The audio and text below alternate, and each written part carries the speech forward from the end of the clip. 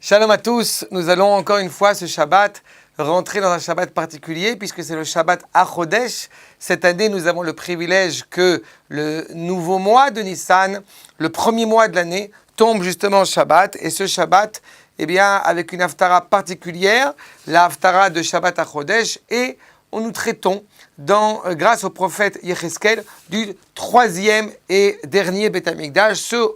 celui auquel nous espérons. Et nous mettons en évidence ce que nous avons coutume de rappeler, l'inauguration telle qu'était l'inauguration du Mishkan dans le désert, qui se trouve justement le 8e jour, qui est le début de Nissan. Et ce qui est assez nouveau, somme toute, par rapport au troisième Beth Amikdash, c'est le personnage du Nassi, du président, qui est mis en évidence. Nous disent les Rachamim que dans le futur, il y aura une 13e tribu qui sera la tribu du Nassi. Et aussi, effectivement, nous essayons de comprendre qu'est-ce qu'il y a de si particulier chez celui qui est nommé justement le Nassi, le digne dirigeant de toute la nation hébraïque. Tout d'abord, au mois de Nissan, nous évoquons l'idée que la délivrance débute au mois de Nissan. Cela indique que nous nous préparons clairement à être profondément libérés du joug, quel qu'il soit, du déterminisme ambiant dans lequel nous pouvons vivre, et non seulement à l'échelle individuelle, mais justement à l'échelle de la cohésion. Et au moment de la cohésion nationale, et au moment où justement nous inaugurons Bezrat Hashem, le troisième Beth Amikdash, et apportons les sacrifices de reconnaissance, les sacrifices d'affection, d'amour que nous avons à l'égard d'Akadosh Baruch Hu par le biais de ces sacrifices, voilà que le Nassi est celui à qui nous amenons, ainsi dira le verset, chez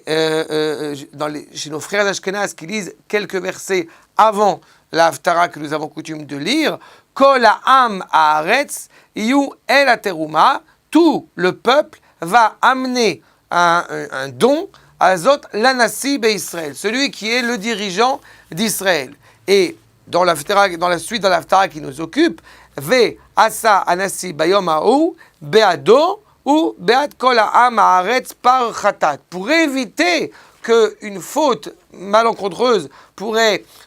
souiller la joie de ce mois de Nissan, de cette inauguration du troisième Beth Amikdash, le président, le dirigeant d'Israël prend sur lui justement d'amener un sacrifice expiatoire. Mais ce sacrifice-là, ainsi que tous les sacrifices festifs qu'il va amener, ne peuvent avoir lieu que grâce aux dons généreux que l'âme Israël va lui remettre. Et voilà pourquoi il est assez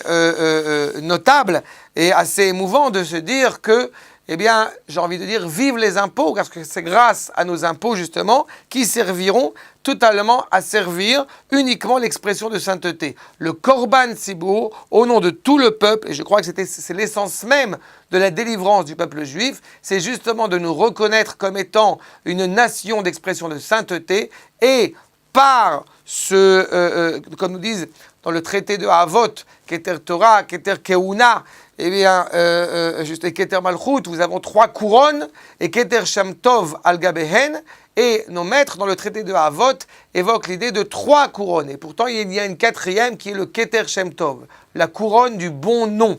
Effectivement, ce qui permet de garantir la cohésion de la Torah, la garantie d'un royaume établi, la royauté de l'expression de sainteté par le biais des pontifes, par le biais des Kohanim bien établis, c'est justement le nom agréable qui est au-delà de cela. Le Nassi va justement exprimer la cohésion, l'intimité du peuple tout entier ensemble pour Akadosh Baruch Hu, et c'est en cela, effectivement, ce sera un mois qui sera rempli, Bezrat Hashem, de miracles et de berachot, et la délivrance très prochaine pour tout le peuple juif. Shabbat Shalom.